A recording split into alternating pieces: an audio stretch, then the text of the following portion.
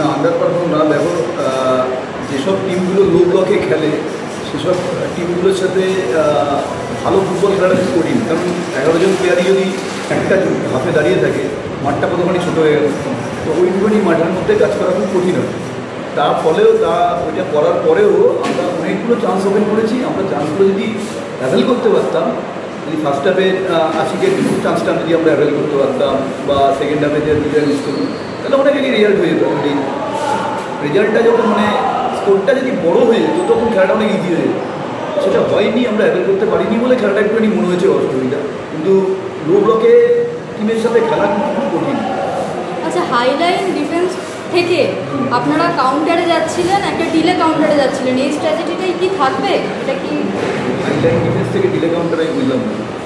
আপনারা মানে স্টার্ট করছিলেন, একটু ব্যাক পাসটা খেলা হচ্ছিল, মাঝমাঠে খুব ভালো বল ধরে খেলা আমি হচ্ছিল। এক্ষুনি তো তাই বললাম যে টিমটা লো ব্লকে খেলে সেই টিমটার সাথে আপনি কাউন্টারে খুব কুইক যেতে পারবেন না। টিমটা তো অলরেডি দাঁড়িয়ে আছে পিছনে, সেই টিমটার সাথে যেতে হলে ডিলেই যেতে হবে। রেফারি নিয়ে কী বলবেন আজকে? দেখো, রেফারি নিয়ে কিছু বলার নেই। মান তো রেফারি সবাই বলছে, রেফারির মান নিয়ে প্রবলেম আছেই। আমরাও অনেক ফেস করছি। এখন রেফারি মান নিয়ে কিছু বলার নেই। রেফারি মান উন্নত করতে হবে এইটুখানি। তবে আজকে মোটামুটি ঠিকঠাক খেলিয়েছে, এইটুখানি বলার আগে।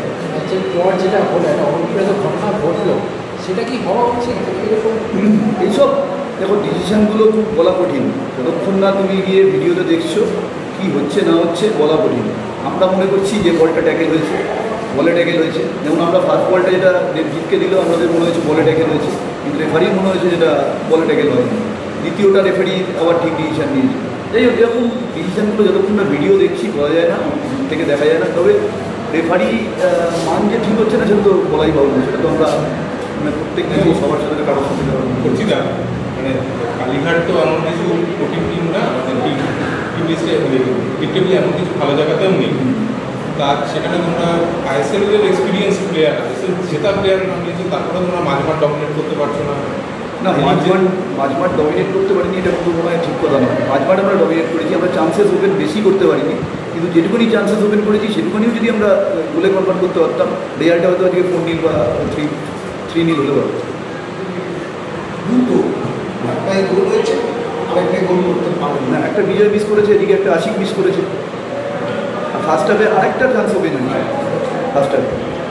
সুতরাং মানে এইগুলো একদম ওপেন নেট আর কি, যেখান থেকে গোল করাই মানে জেসিনের না থাকা বা স্ট্রাইকার মানে স্ট্রাইকারের অ্যাভেলেবিলিটা না থাকায় আমাদের প্রবলেম হচ্ছেই। প্রপার স্ট্রাইকারে ডেভিড যতদিন থাকছে, যে কটা ম্যাচে থেকেছে আমরা ঠিকঠাক খেলেছি। ডেভিড না থাকলে, জেসিন না থাকলে প্রবলেম তো হচ্ছেই। জেসিন একটা হাই পারফর্মার, একটা মানে প্লেয়ার, ও না থাকা তো ডিফারেন্স করবেই। ও থাকা না থাকার মধ্যে অনেক ডিফারেন্স তো থাকবেই। তবে এরকম তো চোটাঘাত থাকবেই, কার্ড সমস্যা থাকবেই, সেগুলো নিয়েই তো চলতে হবে। এই যে তোমাদের একটা অবস্থান একটু নড়বড়ে ছিল, মানে টপ সিটে শেষ করার জায়গাটা থেকে, সেখান থেকে আজকে 3 পয়েন্ট এলো, যাই করে এলো, সেটা তোমাদের জন্য কতটা? হ্যাঁ, সত্যিই ভালো। আমাদের এখন তো আর পিছনে তাকানোর কোনো জায়গা নেই।